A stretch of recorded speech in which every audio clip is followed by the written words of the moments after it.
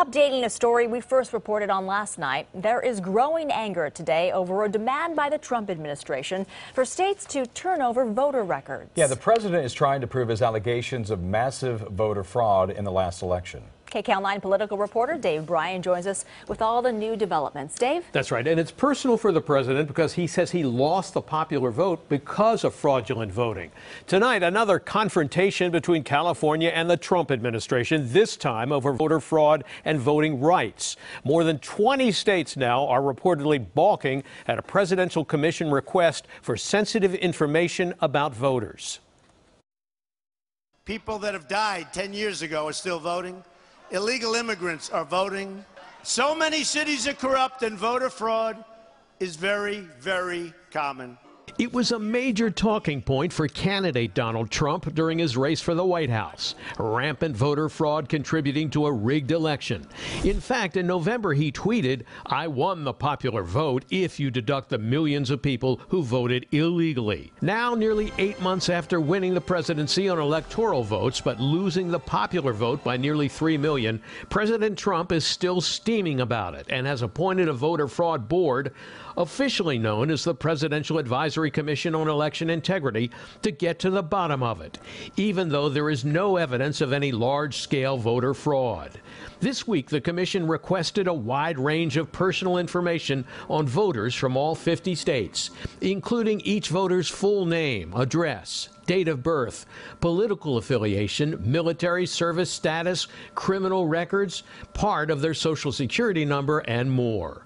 But so far, the request is not going over so well with some states, including California, which, along with several other states, is refusing to hand over the information. The president's allegations of massive voter fraud are simply not true. And as we said, California is not alone. This is an outrageous violation of citizens' privacy rights. Virginia Governor Terry McAuliffe announcing his state will also not hand over sensitive voter files to the White House. In fact, CBS News reports more than 20 states have now announced they either can't or won't comply with the commission requesting voter roll data. And Friday, the Democratic governor of New York, Andrew Cuomo, announced, "We will not be complying with this request. New York refuses to perpetuate the myth voter fraud played a role in our election." Even in Republican-led Utah, the lieutenant governor declared, "We will not share any protected data with the commission." In fact, even Vice President Mike Pence's home state of Indiana said Indiana law doesn't permit the Secretary of State to provide the personal information requested. But despite the bipartisan skepticism, President Trump continues to say he lost the popular vote because of 3 to 5 million fraudulent votes. You have people that are registered who are dead, who are illegals, who are in 2 states. But even some Republican leaders in Washington reject the president's claim. I've seen no evidence to that effect. President Trump appointed Kansas Secretary of State Chris Kobach to help run the commission.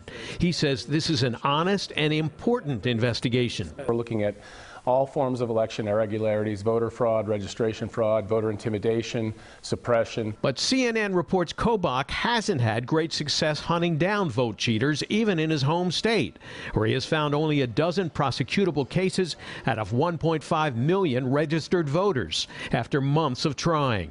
And he was fined by a federal judge in Kansas last week for his conduct in a voting rights lawsuit.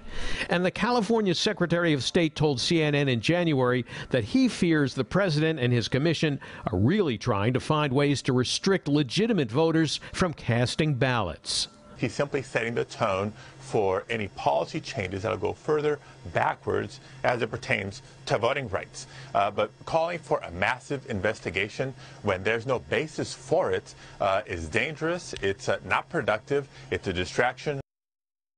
Now, as of this afternoon, at least 24 states were either pushing back or outright refusing to comply with the Trump administration's voter data request. But perhaps none in a more colorful way than Mississippi, a solid Republican state where the Secretary of State there not only refused to turn over the requested information, but also suggested the Voter Fraud Commission members should go jump into the Gulf of Mexico.